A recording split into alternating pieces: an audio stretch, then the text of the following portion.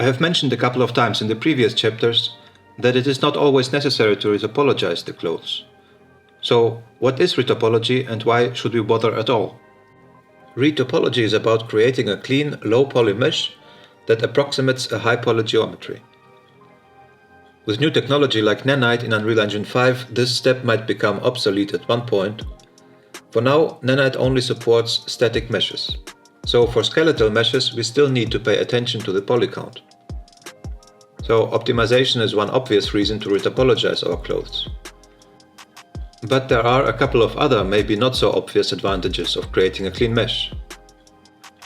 First, it is a lot easier to work with a clean topology. Making adjustments to a triangulated mesh that comes out of Marvelous Designer can be a nightmare.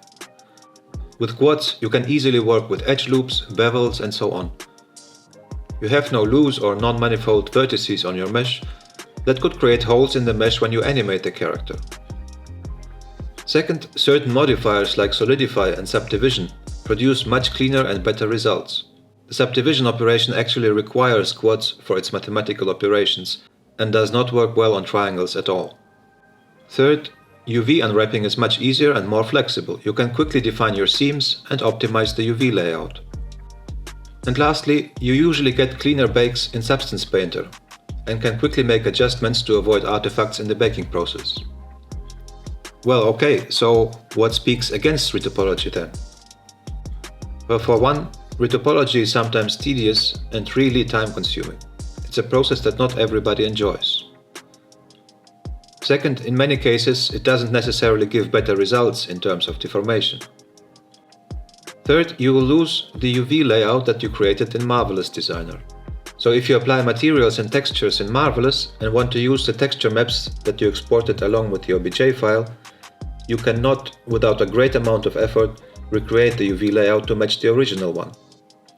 And of course, if you are using the Alembic workflow for simulated cloth animation, retopology doesn't even make sense. So those are the pros and cons for doing retopology. As for the point that the process is tedious and long, the tools have really improved in recent years. ZBrush, 3D Code and other tools even offer automatic remeshing with quite good results. Marvelous Designer has some options as well to make the process fast and enjoyable. I usually prefer to retopologize my models. I think it's a time investment that pays off in the end, especially if you create characters for a game engine like we do here. In the next chapter, we will create a low-poly version of our clothes using Marvelous Designer.